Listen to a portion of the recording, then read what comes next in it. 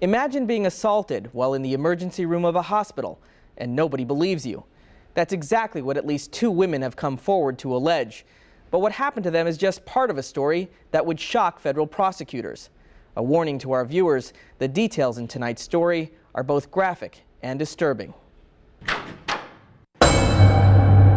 The conduct that this defendant engaged in was sadistic. I mean, he just kept medicating me and kept medicating me. All of these cases are bad.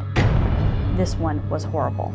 The very first and foremost obligation and responsibility is to do no harm. Never leave a loved one alone in an emergency room. Nearly 5 years ago, this woman, who we'll call Lisa, first met this man, William S. Price, in the emergency room. Was he there from the beginning? Yes, So he was administering the medications? the whole time. William Price was the ER nurse at North Kansas City Hospital, assigned to care for Lisa as she recovered from complications from surgery at another hospital. I was having vomiting for hours and hours and a headache. Vulnerable from her condition, Lisa says she experienced the unimaginable. And he had slipped his hand down underneath my gown, Who had? the nurse, to touch me on my breast. He put his hand under the gown and put his hand in between my legs. And then when my mom came, I tried to tell my mom not to leave me, but at that point I was really medicated. Did you say anything to him? I told him to stop, but he wasn't. I mean, I couldn't talk very well. I was medicated. I could think, but I couldn't talk. And the next morning, Lisa says she awoke to find things were not as she remembered them. The first thing I noticed or felt and knew was I no longer had any clothes on except the gown. And okay, in my mind I thought, okay, I must have got sick, so they had to take them off. But no, they were all folded up clean in a bag. Lisa filed complaints with both the hospital and the North Kansas City Police Department. They didn't believe me. They weren't, sorry, we don't believe you. That's the end of it. The hospital took no disciplinary action against Price, and the prosecutor declined to pursue charges, citing a lack of evidence. But just over a year later, in January of 2006, another allegation. According to a North Kansas City police report, Price was accused of sexually assaulting another female patient. And just like Lisa, this woman had also been heavily sedated.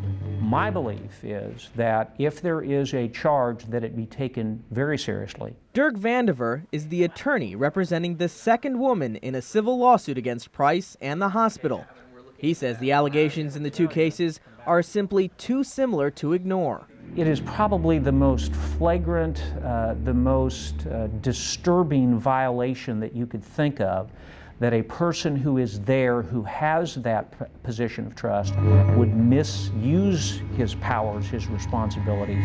Despite the fact that the second patient identified Price out of a photo lineup, once again, no charges were filed, and Price remained on staff at North Kansas City Hospital. From my perspective, this is the ultimate violation of the trust and the safety symbol that a healthcare provider has. But our investigation uncovered that at the same time Price was working in the hospital, he was also using his clinical skills outside the hospital, in a way that even federal prosecutors would later call cruel and sadistic, and one of the worst cases their office has ever seen.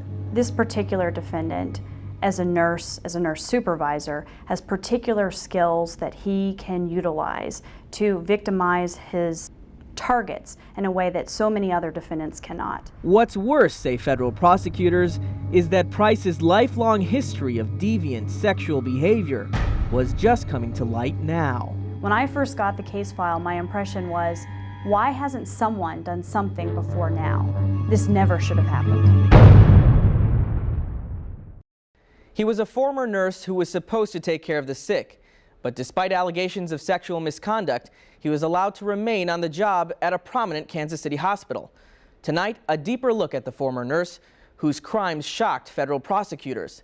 Once again, a warning to our viewers, the details in tonight's story are both graphic and disturbing.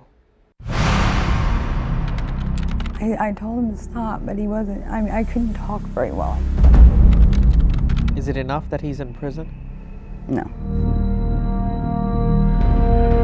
The conduct that this defendant engaged in was sadistic, it was violent, and it needed to be prosecuted immediately. Ethics means do no harm. For almost 7 years, William S. Price worked in the emergency room here at North Kansas City Hospital. In that time, at least 2 women stepped forward and accused this nurse of drugging and sexually assaulting them while under his care. He just kept medicating me and kept medicating me to the point to where I was totally unconscious after that. This woman, who we'll call Lisa, reported the assault in 2004. He put his hand under the gown and put his hand in between my legs. Lisa filed a police report, but North Kansas City Hospital dismissed the accusation and kept Price on the job. I called the hospital. I talked to the administrator. She did not believe me at all. Despite the allegation, Price was able to join the staff of the Missouri Veterans Home in Cameron in April 2005, while continuing to work in the ER at North Kansas City Hospital. Less than 2 years after Lisa's allegation, another woman would come forward with a strikingly similar experience, saying Price sexually assaulted her at North Kansas City Hospital after locking the door to an ER examination room and administering intravenous drugs. She would later tell police that Price repeatedly inserted his fingers into her vagina while she was drugged.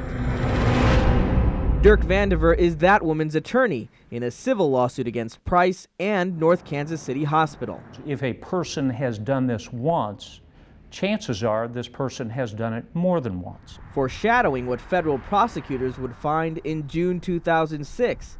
That's when they say they discovered Price was using his skills as a nurse and his knowledge of hospital pharmaceuticals outside the ER as well. For more than 8 months, Price drugged a 15-year-old girl inside his home and videotaped himself molesting and raping her while she was unconscious. According to federal documents, he was dressed only in a nurse's shirt that read, quote, "Making a difference, one patient at a time."